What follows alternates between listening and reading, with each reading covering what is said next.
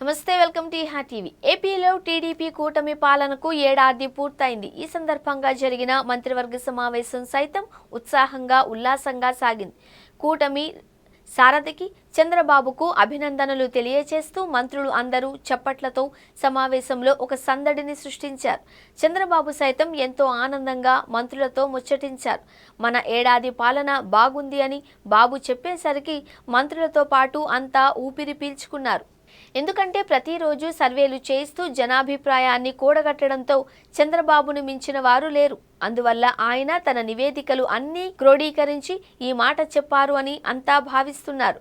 తొలి ఏడాదిలోనే ఎంతో చేశాము అని, ఇంతకు ఇంత మిగిలిన కాలంలో చేయాలి అని బాబు దిశానిర్దేశం చేశారు. మరోవైపు చూస్తే మంత్రివర్గ సమావేశం తర్వాత ముఖ్యమంత్రి, మంత్రులు అంతా కలిసి సరదాగా భోజనాలు చేయడం ఈసారి విశేషంగా చెబుతున్నారు. ఒక పండుగ వాతావరణంలో ఇదంతా జరిగింది అని అంటున్నారు.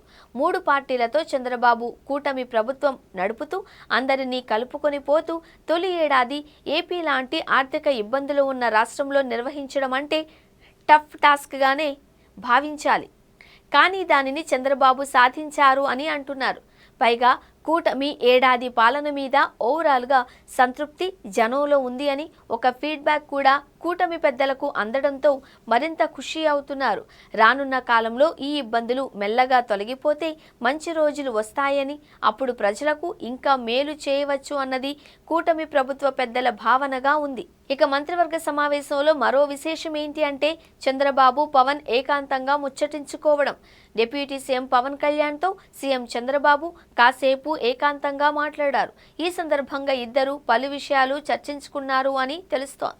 ఇటీవల కాలంలో జరిగిన కడప మహానాడు నిర్వహణపై కూడా పవన్తో చర్చించారు అని సమాచారం. ఈసారి మహానాడు ఆహ్లాదకర వాతావరణంలో బాగా జరిగింది అని, కూటమి ప్రభుత్వం పట్ల ప్రజల సానుకూలతను మహానాడు చాటి చెప్పింది అని బాబు చెప్పారు అని వినికిడి. ఇక ఈ మధ్య కాలంలో పవన్ చంద్రబాబును కలుసుకోవడం అన్నది పెద్దగా కుదరలేదు.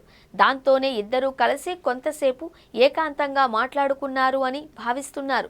అమరావతి రాజధాని పనులతో పాటు ఏపీలో రాజకీయ పరిస్థితుల గురించి కూడా ఇద్దరు నేతలు చర్చించారు అని అంటున్నారు. పూర్తిగా సానుకూల వాతావరణంలో ఇద్దరి భేటీ సాగింది అని తెలుస్తోంది.